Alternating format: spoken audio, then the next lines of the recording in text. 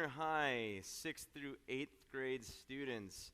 You can go out with these guys here. You have youth group today. I hope you guys have a great morning.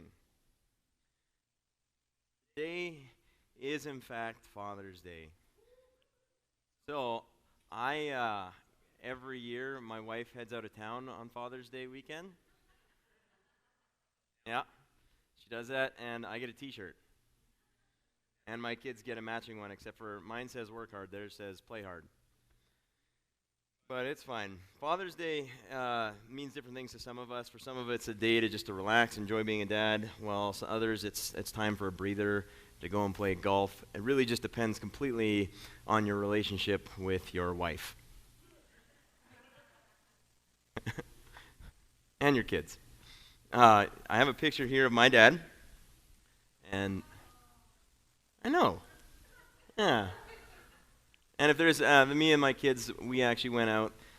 We took the Jeep out and headed up into the hills and did some exploring and had some fun. And we found this little oak grove and they wanted to go play in it. And we took a picture and sent it to Mom and said, hey, you're missing out. I'm actually hanging out with the family and you're not here. Ha.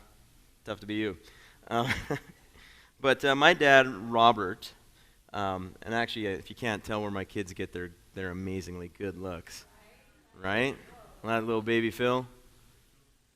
That's all right. It jumps a generation. All right. Got some hecklers in the crowd today. A little bit about my dad, though. He was a really hard worker. My dad is a farmer, born and raised up in Canada, in one of the more colder parts of Manitoba. Extremely hard worker. When he was younger, he was amazingly athletic. The guy was strong. My entire childhood into my teenage years, I was always trying to prove my mettle by wrestling with my dad and winning, and I never did. I started working out in college. I put on the most muscle I've ever had in my life, and I came home my freshman year, and for the first time, like my dad, he would sit on me. He was a little heavier than me, and pin me down and pin my arms down behind me, and I've been working out so much in college that I actually started lifting him off. It was pretty amazing, but then he somehow flipped me over and then stuck him behind my back like that. Never once beat him. He's a very dedicated man. He's stubborn beyond all reason, but it gives him a level of perseverance that I absolutely respect. He doesn't give up on anything. And very generous.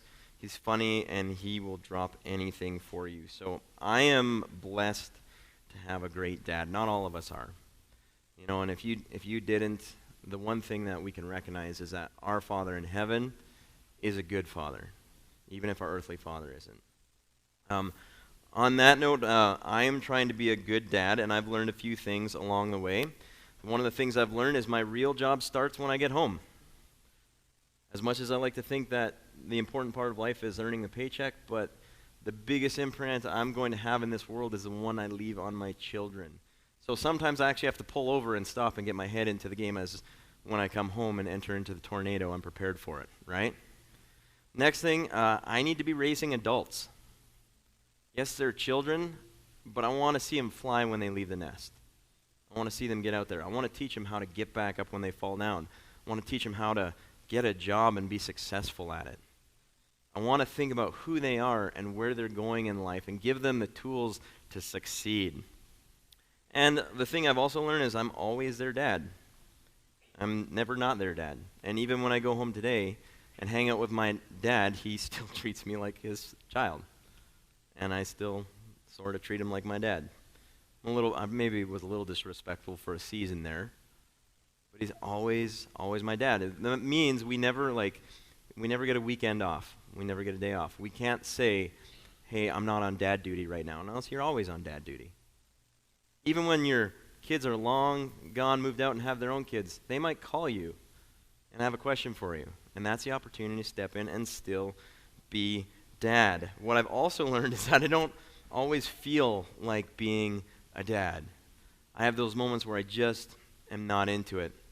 That's a picture of my kids. One is missing. So this is Nate. He's cute. He passed away at 8 months from sudden infant death syndrome. And it sucked being a dad. We're gonna keep moving because it's Father's Day and I don't feel like crying, so I don't have to. Next picture, please.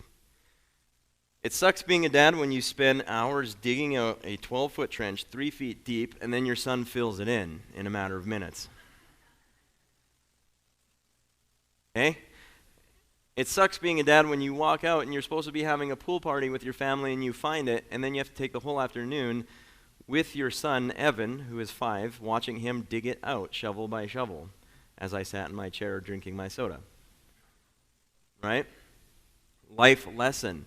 That life lesson was hard for him, but it would have been easy for me just to do it myself, but what is he going to learn from that? In that moment, I would have rather been swimming, I would have been rather hanging out, I would have rather given him a pass. But what he learns from that is I can do whatever I want without consequences, even if it's the wrong thing to do. I cannot teach my son that. It took him like 3 hours to dig it out, which was much less than it took me the first time, but I did help him a little bit. So we have these moments that, as a dad, this is just what it is. I'm a dad, I've got kids, I've got dad responsibilities. Sometimes I just don't feel like doing it. You come home and they've broken something of yours, they've maybe misplaced one of your items, or you come home and your brand new electric whatever it is taken apart, right? You saw a picture of my dad. I crashed his brand new Ford F-150 in 1996, rolled it over 3 times. He had just bought it. Yeah, and to keep me out of jail for how fast I was going and how recklessly I was driving, he didn't claim insurance on it, so he just had to pay for it for like 20 years or however long. You know, I bet he was real thrilled with me. And I'll tell you, I'm really thrilled because anytime my kids wreck anything, my dad just goes, "Oh, really?" Right? So the thing that we have to look at is sometimes it has to go beyond how you feel or how you've always done it, and you have to deal with what needs done just because it needs doing.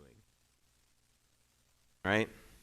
And I would say being a dad can actually teach us a lot about today's part of worship when it comes to worshiping with our whole mind. Because we've already dealt with the part where we're talking about the feelings and the soul, and as we're digging through this Heart, Mind, Soul series, this is our last day on it. Let's look at the Bible verse that this is based off, Matthew 22:37. Jesus replied, "You must love Lord your God with all your heart." That was week 1. All your soul, that was last week. And all your mind, that is today. And this is when he's being asked, like, what is the most important commandment? Let's put this in context.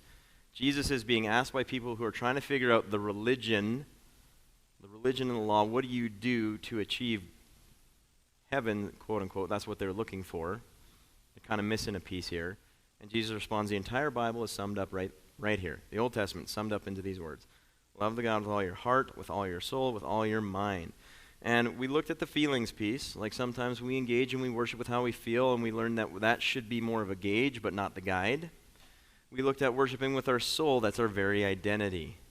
Today, as we're looking at it, we worship with our mind. And like being a dad, we have to understand that we have a responsibility, and sometimes it's just how it is. Worship is very similar in how we connect with God. Our series thesis, as we look at this is probably where it hits the most. Though we are able to delight in worship, it is not about us. So how do you think about God? First of all, there's this point where we say some things, they just are, they are. Does God exist? He either does or he doesn't. And if he does, my circumstances, who I am, what I believe, what I think, how I feel, do not determine his existence. He exists with or without me. Therefore, when we look at the gospel, and the gospel starts with a creator who put all things in motion, set the laws in place, set the rules in place, is a just God, whether I like that or not, whether I believe in that or not, does not change God. It's important to note that. It's just kind of very matter of fact. If there is a truth, being God, then it doesn't matter how I feel about him or even who I am. He exists outside of me and without me. So, next point, if God's existence is a matter of fact, it doesn't say sometimes, but you can say sometimes our response can be a matter of fact. So, when I look at this, I'm a dad, regardless how I feel about it. I have a responsibility to my kids. God is God, whether we want him to be or not. Right? He has done what he's done, whether we like it or not. He's worthy of worship, whether we get into it or not. What Jesus has done for us is worthy of praise. Jesus paid the ultimate price. When we sing the song, Good, Good Father, and we look at these words, we exist as a church to help people experience the joy and freedom that comes from a relationship with Jesus Christ. That relationship of a God who paid an ultimate price for us, allowing us to be broken, allowing us to make mistakes, allowing us to not be able to worship him with our whole heart, whole soul, and whole mind all the time because we fail and make mistakes, paid the price even for that. It's pretty significant what Jesus has done for us. And when we look at that, the challenge for us then becomes like, when it comes to worshiping with our mind, is understanding worship is about God. It is about acknowledging him and what he has done. It is not about me. It is about God. And as a church, that has us in a place where we have to understand the difference between worship of our Lord and Savior and the methods by which we use to do that. Methods are interchangeable because God is still God regardless of the method of which I use. I have two men who have shared funny things on worship to me in my life. One was a guy named Charlie Young. He was 80 years old. He came to our church in St. George. He hated the guitar that I played. He hated the music and sound that came out of it. It wasn't his style. He'd rather sing hymns. And he would on a regular basis say, like, I don't like it, Phil, but I can worship God regardless of that crappy stuff coming out of your guitar. But you know what I like, Phil? Is that all these young families, they like your guitar and they're worshiping God, so I can sacrifice my method of worship for them. It was a big eye-opener. It was a little insulting, too, because he just always made fun of my guitar. But besides the point, the second one was a guy who was actually here last week. His name was Ken Stewart. He is 75, and he came to me one time, and he shared, like, his church in California that he was attending was growing. More people were coming, and he didn't like it. He wanted a small church. Did you know that small church is also a method? Big church is a method. Meeting on Sunday morning is a method. You go, wait, aren't we supposed to meet on Sunday morning? Well, if we go back to the New Testament, they didn't have weekends. They worked every single day. So in fact, if we want to do it like the early church, like I'll see you next week here at 4 a.m. No, I don't think so. I won't be up that early. So even meeting on Sunday morning at this particular time is a method. But in this situation, Ken's like, I like the small church. I don't want us to get bigger. I don't want to be a part of a big church. And his pastor said to him, and I still think this is kind of interesting, he said, well, you let me know after you go and meet Jesus and we're in heaven what he thinks about you not allowing more people to come to your church. Oh. I'm like, well, what if we just start another church so our church can stay a certain size? That's a method, and that's okay, right? We don't have to be a super big church. We don't have to be a super small church. We can be a church that plants and be a certain size. They're methods of worship. At the end of the day, the thing to think about is it's not about the method, it is about the God that we worship. So now I'm going to transition to David, because we've been in the story of David. We've been seeing how David is living and how he's made mistakes and how he's a man after God's own heart, but at the same time he's pretty messed up. He's made some big mistakes. He's had the freedom to use his worship however he's wanted. He's also worshipped with his entire life and his soul, and we see all the mistakes cross there. And today we see David be a matter of fact. And it's a story of David and Goliath. 1020 BC, a people group called the Philistines were at war with the newly established kingdom of Israel. So Israel before was a nation, but they had only recently elected or brought in a king. He was King Saul. So as a kingdom, they're now at battle against an outside army who doesn't want them there. And they're going to fight. They're on either sides of a valley. And the Philistines have a giant named Goliath, who is just a really big guy, 9'6", depending on your historical evidence and different translations. Some say he was only 6'9", but everybody was only like 5'4", so he still would have been a giant. But based on the weight of his armor, I'm going to assume he was much bigger. His armor alone weighed 125 pounds, and he had a giant-sized spear, and he was the one coming out and taunting the Israelites. So this is where we pick up today in 1 Samuel. Goliath stood and shouted to the ranks of Israel, "Why do you come out and line up for battle? Am I not a Philistine? Are you not the servants of Saul, the king? Choose a man and have him come down to me. If he is able to fight me and kill me, we will become your subjects. But if I overcome him and kill him, you will become our subjects and serve us." Then the Philistine said, "This day I defy the armies of Israel," which that statement in itself is, I defy God. "Give me a man and let us fight each other." On hearing the Philistines' word, Saul and all the Israelites were dismayed and terrified. This is the scenario David is walking into. He did this for 40 days, and David's dad, Jesse, sends him, because David's brothers, if you remember, David was the runt. He was out shepherding sheep, and his dad sends him to go take food to his brothers. David shows up at the army, and he hears Goliath yelling, and the Israelites, they're all afraid. They're running. It says they actually fled in fear. They were afraid of what Goliath was doing. And David walks in, and this is how he responds.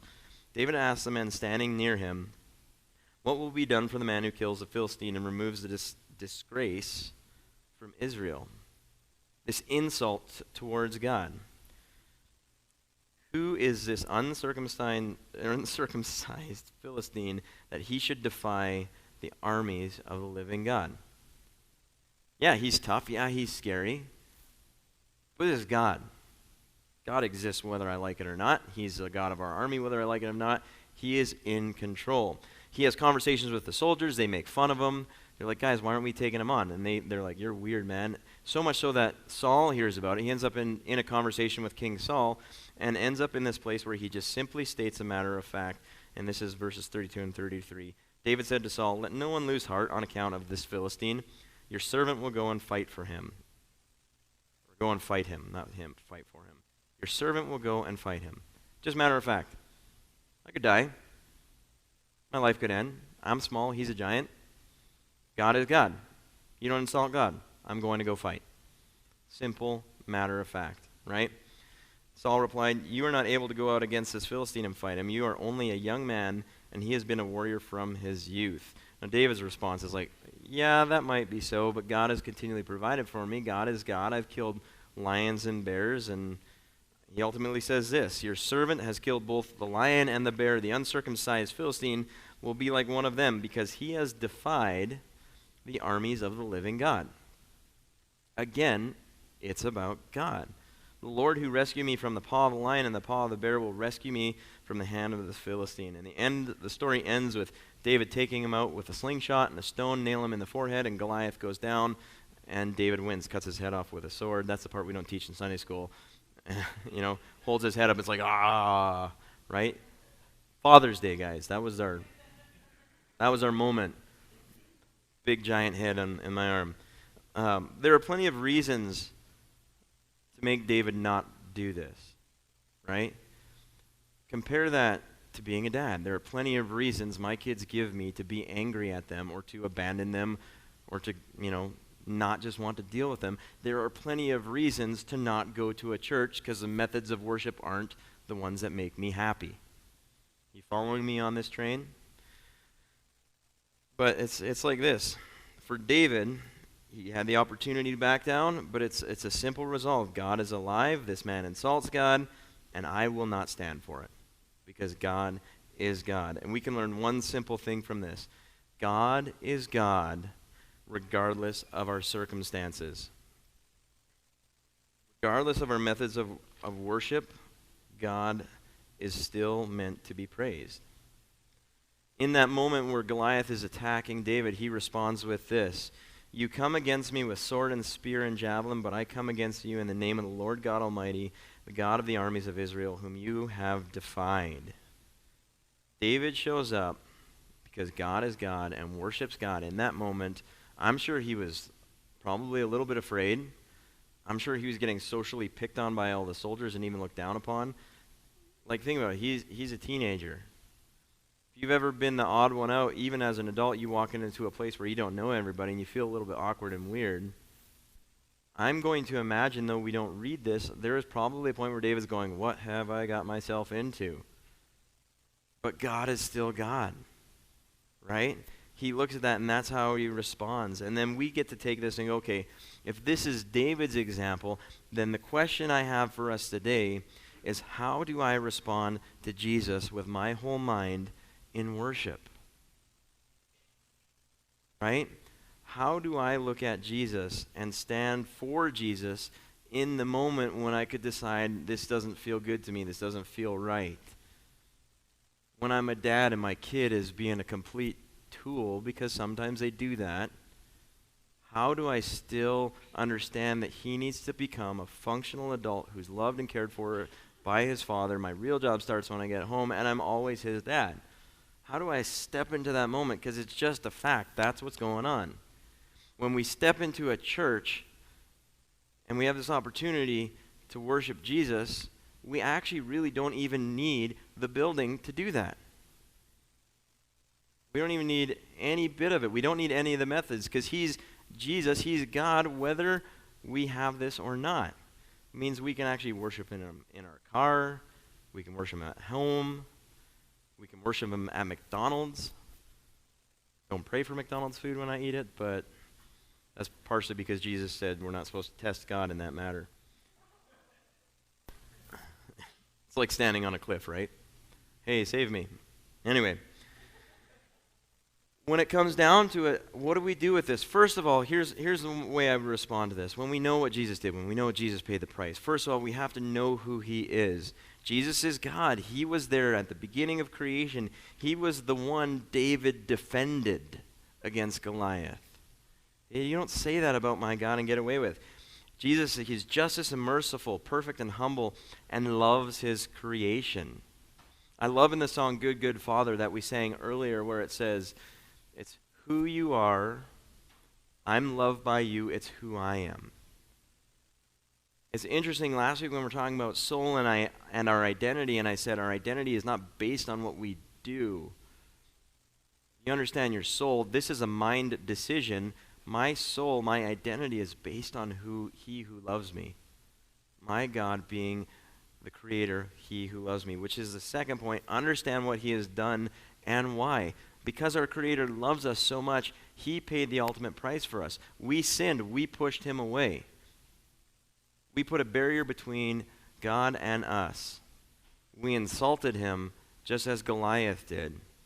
And yet Jesus, like David, paid the price, made the sacrifice, and ultimately allowed us to come to him, broken, beat up, and imperfect.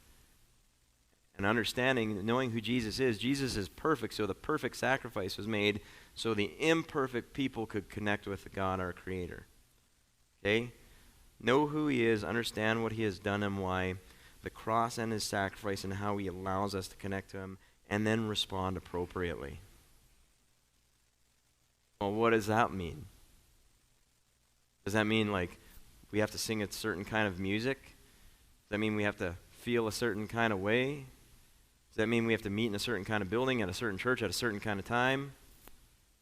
Does that mean we have to have everything figured out? Let me kind of give you an idea on this. When we look at this verse, it says with your whole heart, with your whole soul, and with your whole mind. But what about when your feelings are not lined up with your convictions that you know in your head? For example, you're worshiping God, but in your worship, you're causing somebody else to hurt. How do you reconcile that? Or in your mind, you become such like a block of a person that you don't allow your heart to feel, and you cause somebody to hurt in that sense. Well, let me tell you something. I actually don't believe that we have the ability to do that all the time, but Jesus paid the price for that too. Jesus died for our inability to do that commandment and live it out perfectly. That doesn't mean we don't try. It doesn't mean we don't make the effort to love God and to worship him with our whole heart, soul, and mind. It just means that sometimes we run into conflict. Sometimes we run into trouble. Sometimes we just don't feel like worshiping because of some of the pain we've gone through. And sometimes it's our mind and our recognition of God that is able to worship in that moment, but our heart is falling behind. So in that moment, you're worshiping with your whole mind, but your whole heart has been left behind. And you know what? Jesus' price, his death on the cross, allows us to do that because he paid the price for even those mistakes. We get to come to Jesus as we are and worship with what we have.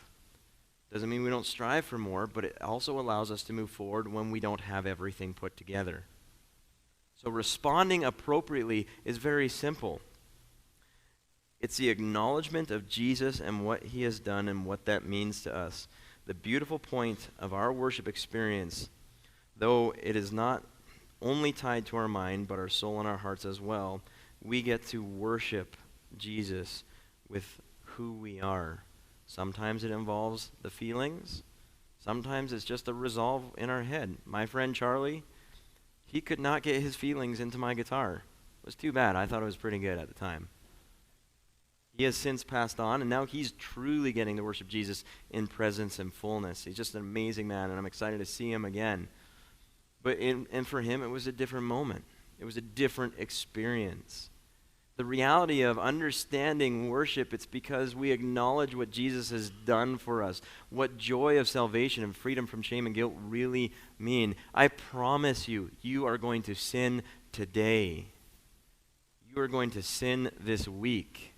And if you have sinned, then your soul, your whole soul, is now removed from being able to fully worship. Okay?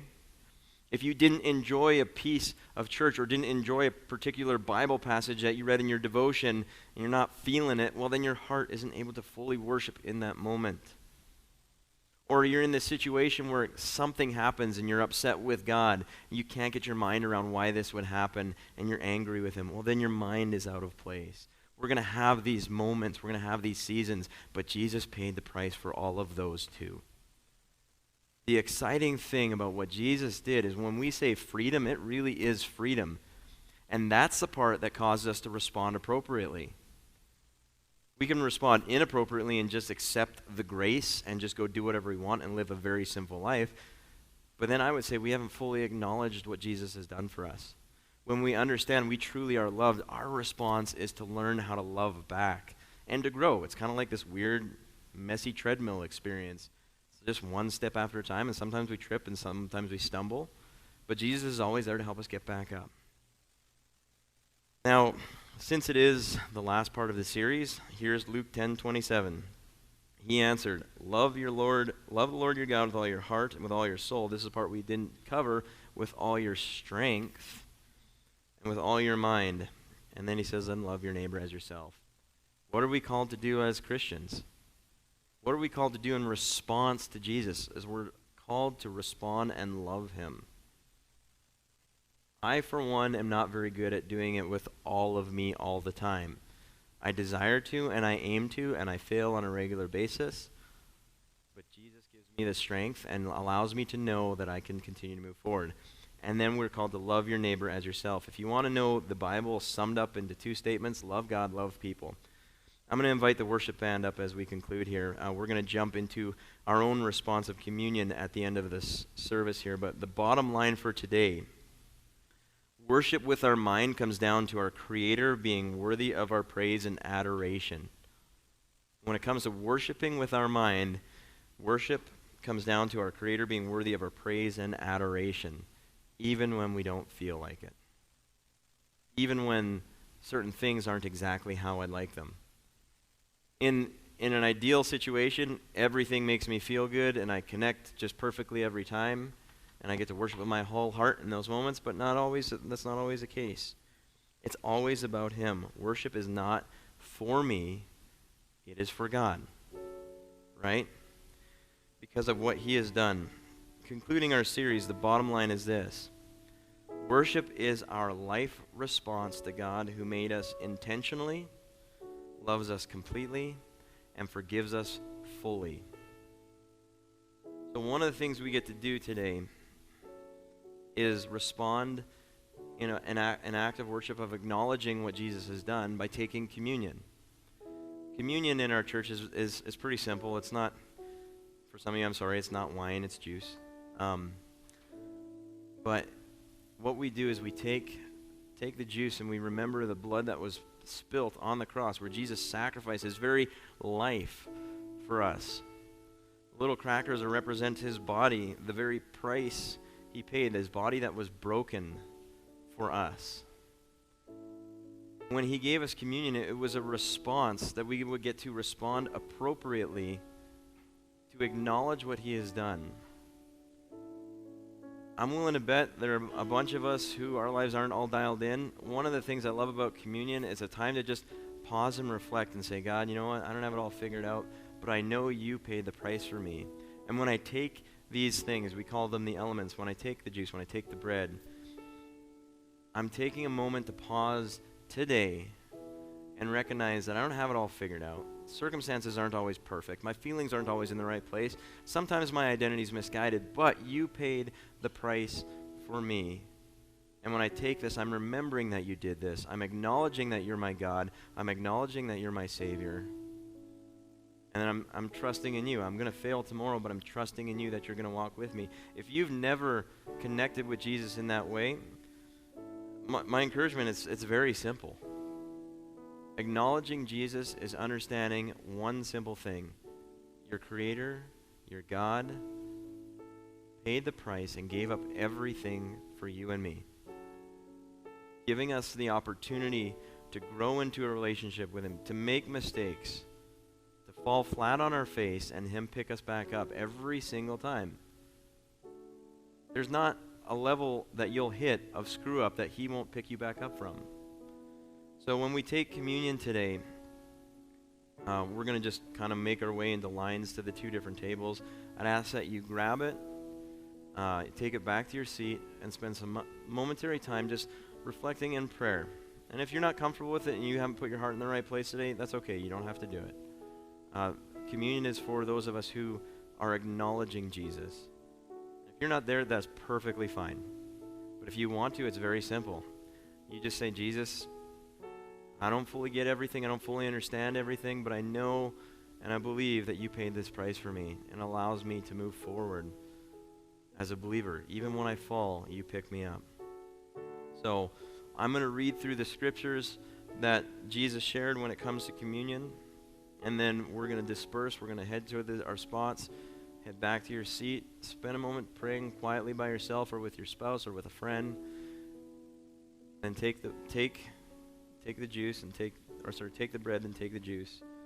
Just spend a moment, and then I'm going to conclude the service once it seems everybody's done in a word of prayer. And this is how we get to respond today.